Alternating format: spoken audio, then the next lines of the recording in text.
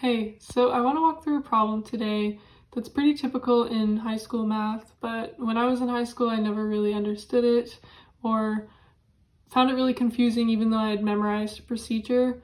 But I want to walk through this problem with you and hopefully explain to you how to think about the problem and not just memorize a procedure. Okay, so the problem we're going to go through today is you own a bookstore, you're selling books, and you're trying to maximize the amount of profit you're going to make selling these books. So, here's you need some money. You know that you can get a certain book from the publisher at a cost of $5 per copy. So the question is, what price should you list the book at in your bookstore? So what price should you put on the price tag when people come in? They have to buy that book at that price in order to maximize profit, total profit that you get to take home after you've, taken away the costs that you have to pay to get the books from the publisher. So at what price should you list the book for in your bookstore in order to maximize the profit? So here's a little picture. If you know that your cost of each book is $5 from the publisher, if you list it at $3 each, that wouldn't really make sense, right? Because that means you'd be losing $2 every time you make a sale, right? So here you're feeling a bit like this is a little strange. Maybe you don't want to list at $3, but you might think, oh, if I list at $50, then I only have to pay, I only have to pay $5 per book. But if you're listing your books at $50, maybe no one's going to buy them because they're way overpriced. So it's a balance between increasing the price that you list at to make more money per sale, but then as you increase the price, less people are going to buy the book. So we're also going to assume for this problem that as you increase the price, fewer people will buy the book. And we're going to simplify this for the sake of simplicity of this model. In real life, probably as you increase the price, more people will buy the book, maybe because they think it's more, fancy or whatever. I don't really know about psychology of price listing, but we're going to assume that everyone who's coming into your bookstore is pretty cheap. If the price goes up, there's a less likely chance that they're gonna buy the book. So for each dollar you raise the price of the, as say you decided to list at $6 instead of $5, one less person's gonna buy a book from your store. And also we're gonna assume that if you were to list the book for free, for $0 a copy, 25 people are going to come into your store and pick up that book for free or buy the book. But then you also know that if you raise the price from $0 to $1, only 24 people would buy the book for $1. So that would mean one of those people would decide, hey, actually, no, I'm not going to buy the book today. So the question is, right, at what price, what's the sweet price that the sweet spot, the price that we need to list our books at in order to maximize our total profit after we've subtracted the costs of buying the book from the publisher, buying the copies from the publisher. So I encourage you to pause this video now, give it a go. It's kind of an involved problem, and I think, more time should be spent on this problem than it typically is in high school classrooms, but give it a go, think about this problem.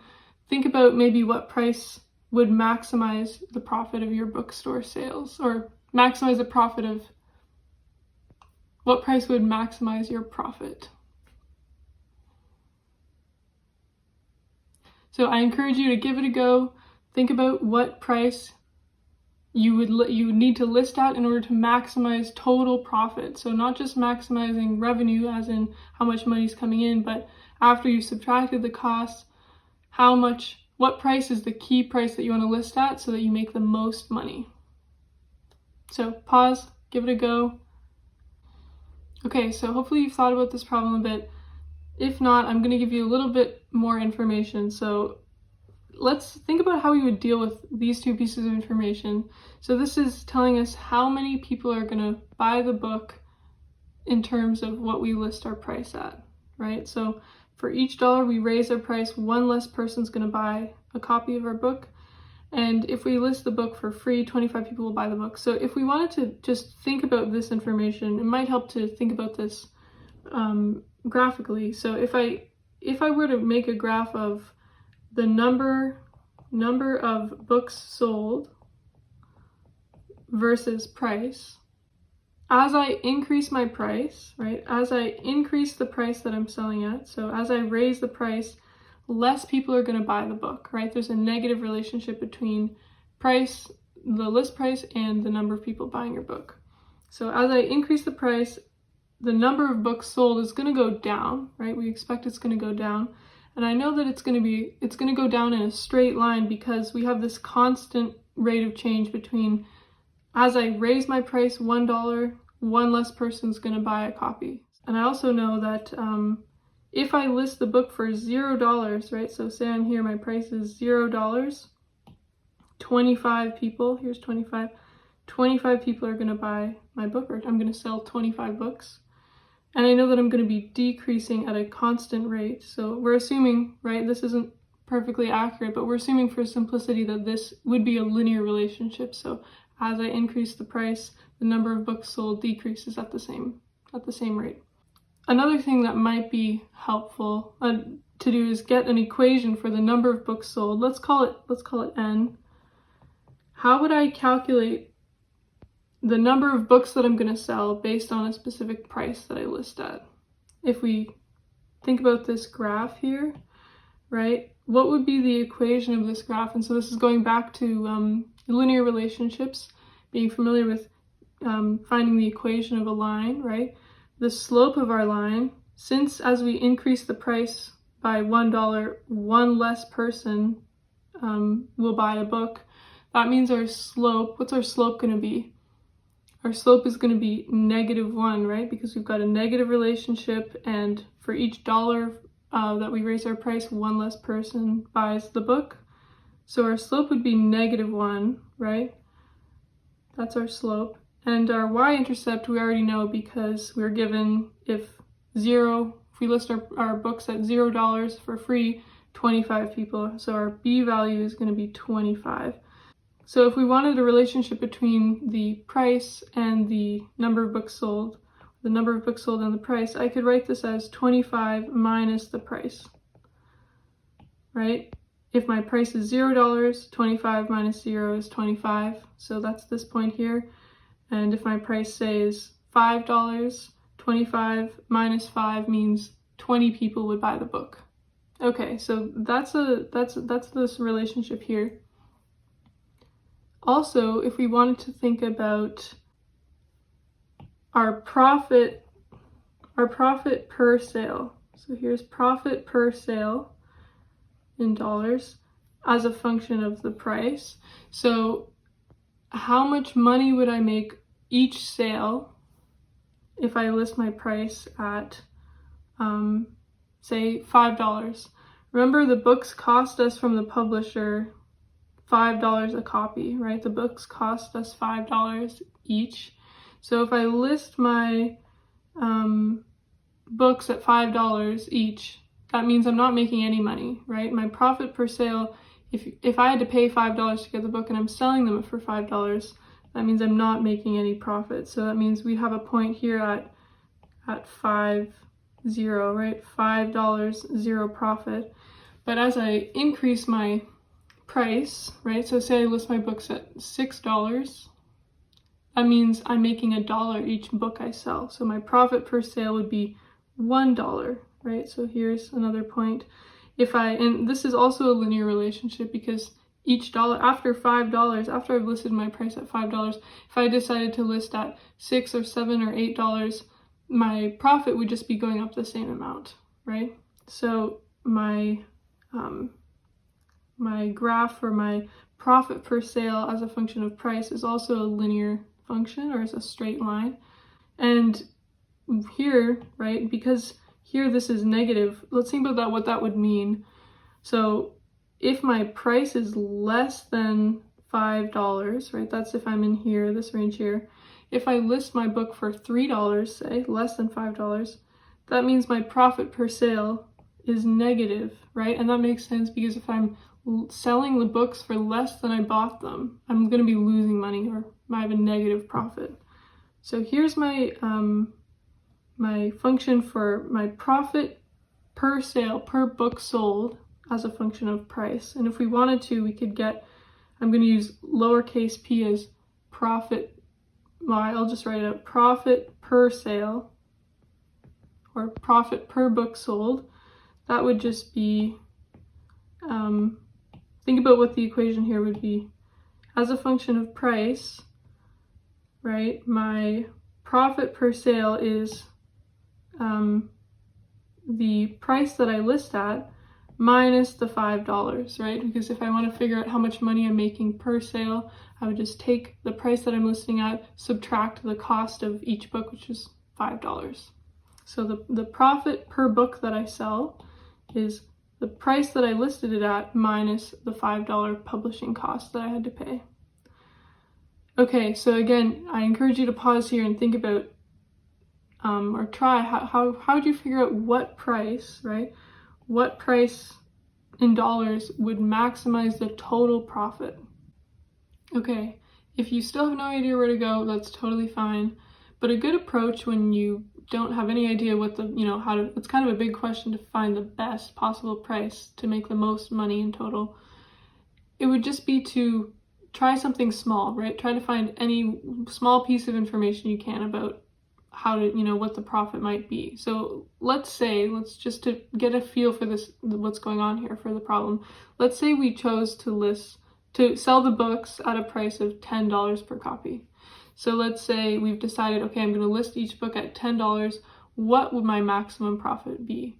So how much money would we make? So, sorry, not what would my max profit be? What would my profit be? So my total profit, right? If I'm selling the books at $10 a copy, how would I calculate the total profit that I'm making? So one way to think about it, there are a couple ways, but one way to think about it is the profit that I make per book times the number of books that I sell. That would give me the total profit. So let's think about it as the profit per sale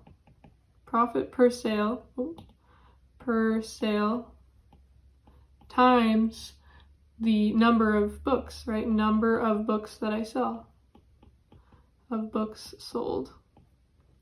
So if I'm selling at $10, what's my profit per sale going to be? If I have to also remember my cost is $5 per book from the publisher.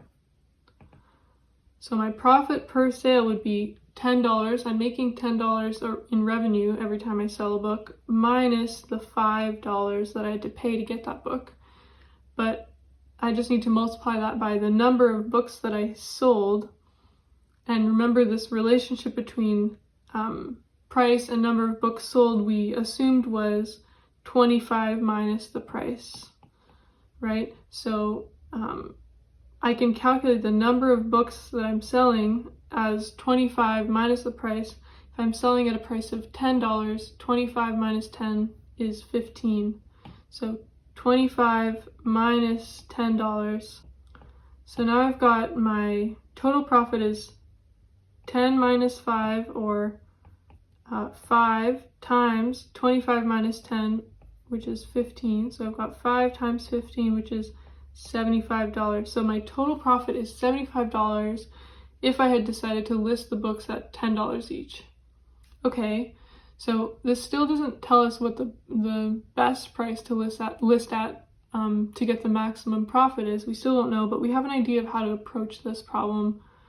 I don't know if $75 is the best that I could get, but let's try something else and see what happens. So let's say, what about if we listed at, what about if we decided to sell at, maybe instead of $10, let's say $15. What about $15? So again, how would we calculate the total profit? So the total profit, we can think about it as the money we make on each sale, the profit per sale, times the number of sales, or the number of books sold, right? And so again, the profit per sale is the price that we decide to list at, $15 minus the cost we had to pay. So $15 minus $5, right? Each book costs us $5 from the publisher, times the number of books sold. And again, the number of books sold The number of books sold, N, is 25 minus the price from above. That's what we were assuming. So 25 minus the price, which we've decided to be 15. And so now let's calculate our total profit. 15 minus 5 is 10, and 25 minus 15 is also 10. So 10 times 10 is 100. So now we're making $100 in total profits that we get to take home instead of $75. And so you might think, okay, well, it's increasing. Maybe I should just, keep raising my raising my price and seeing what my total profit is. You can keep plugging in numbers to get a better feel of what might be the best price to list at. But what we want to think about in math is generalizing. So how could, instead of, each time, you might recognize what we did when we were trying to calculate the total profit for $10 a copy versus the total profit for $15 a copy was the exact same thing, right? We took the profit per sale, we multiplied it by the number of books sold, and we, replaced our price. Instead of $10, we're using $15, but the calculations we did are the same. So something that is going to be useful is if we, instead of writing 10 or 15 or, say $12 or $20, you could go through and do each of those calculations, but it might be nice to have a formula for the total profit as a function of the price. So instead of writing in a specific number for price, like $10 or $15, I'm just going to write price minus 5, and then 25 minus the price. And so here what I'm doing, again, this is the price minus $5. That's the profit per sale, or each time I sell a book, I'm making this much money, right? And then times the number of books sold, So again, this is the same thing we did earlier, but now I'm just using price instead of a specific price. And then going a little bit further, instead of writing out price every time, because it looks a bit weird having a word in the middle of a, math equation, let's replace this with X. So I'm gonna say, let X be my price, be the price in dollars that I decide to list at.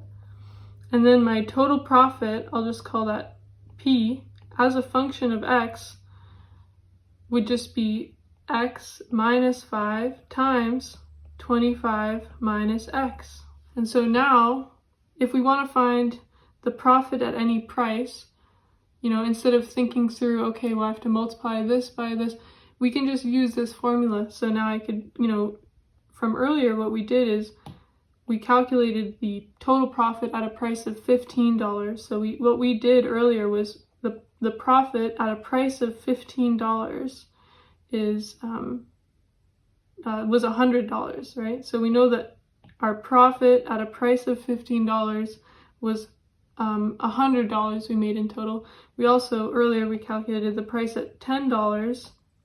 The total profit at $10 was $75, right? And so we know what I'm trying to get at here is instead of calculating a bunch of total profits based on price, what if the price is $15, $10, $12? Now we have this formula that we can use to input some price X into our function, and it'll tell us what the total profit is. So we just need to plug in, if we wanted to figure out what our total profit would be at $20, we could plug in 20 for X and do this multiplication, and we would get out our total profit. And so again, I'm going to pause here. Now we have a function for our total profit as a function of the price X. And so now I'm going to pause. I'm going to ask, how do we figure out what price, what X value or what price would give us the maximum profit? So I hope you've given it a shot at trying to figure out what price will give us the maximum total profit.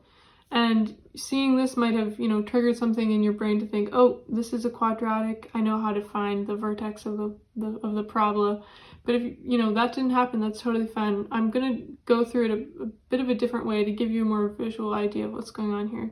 So notice we've got two factors, right? We've got two things being multiplied together in this function of profit, right?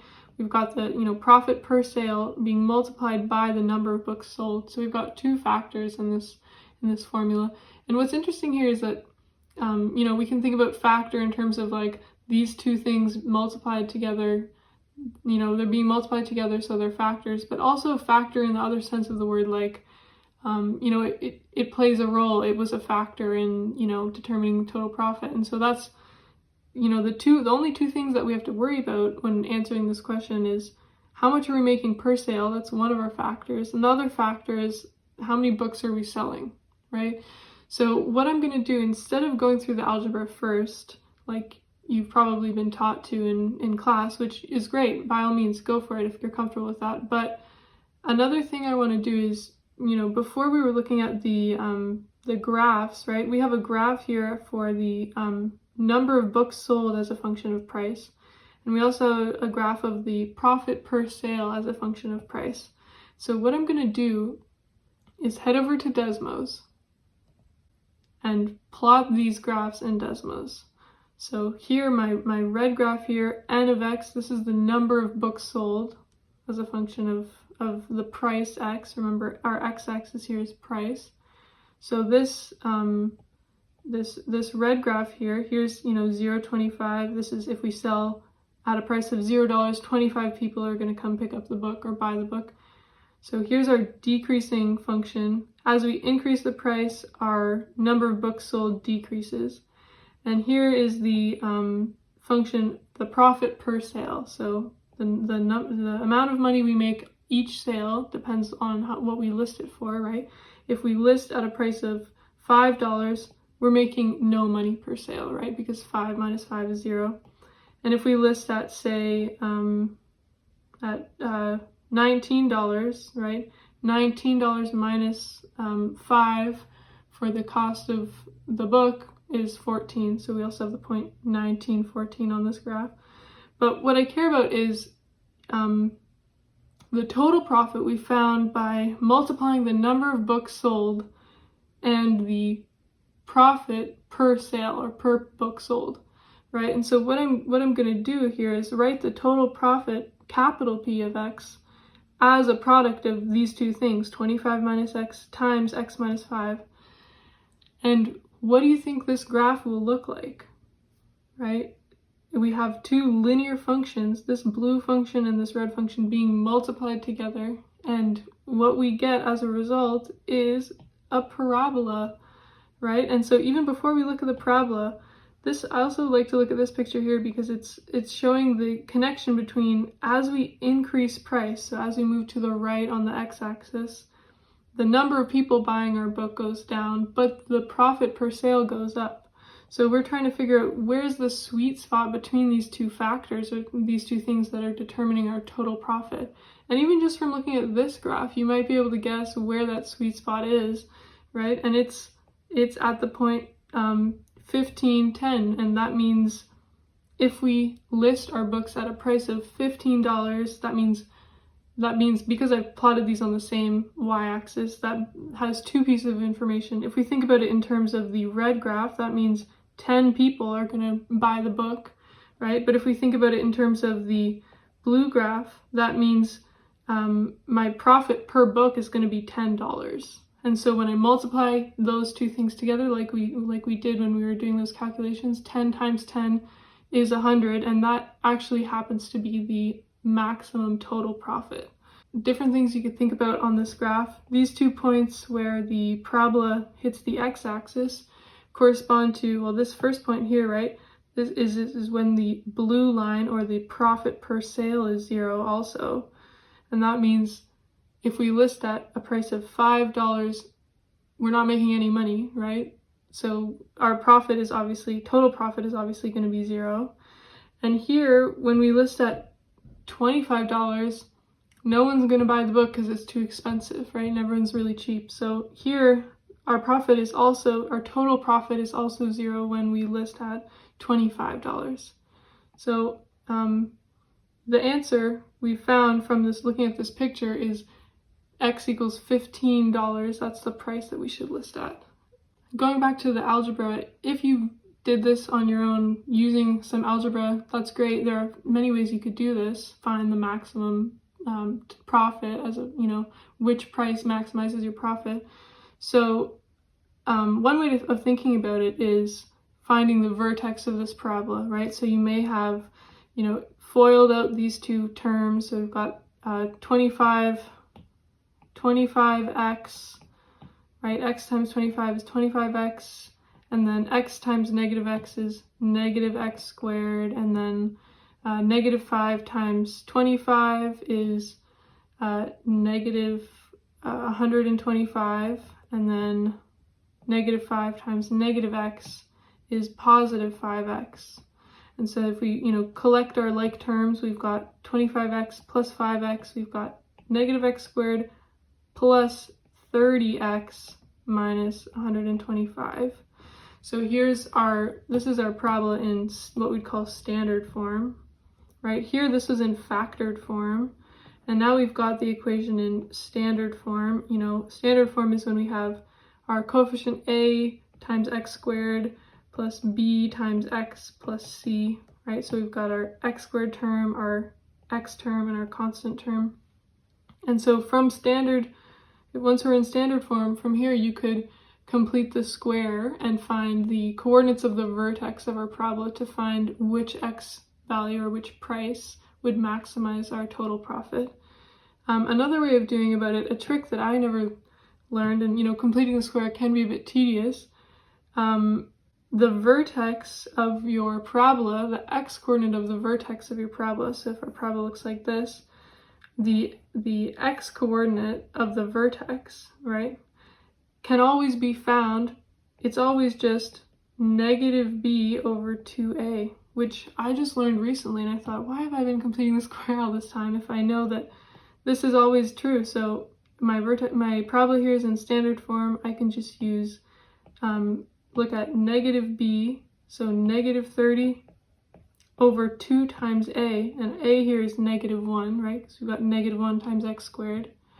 So over 2 times negative 1, and that'll just, the negatives will cancel out, and 30 divided by 2 is 15, and that's what we got from looking at the graph. The price that maximizes profit is $15. And then if you wanted to find the maximum total profit, which is, a natural next step in a, standard high school math question, finding the maximum total profit would just be to plug in this x coordinate into our function. So we'd, find p at 15, then plug that in, and we already did that before. We know it's going to be $100. So I hope this video helped and gave you a bit of a better understanding of how to approach these maximizing profit questions that can be very intimidating because there's a lot going on. But I just like this visual picture of the two things, that the two factors or the two things we care about when they intersect is another way of thinking about how you can find the maximum profit. Thanks so much for watching.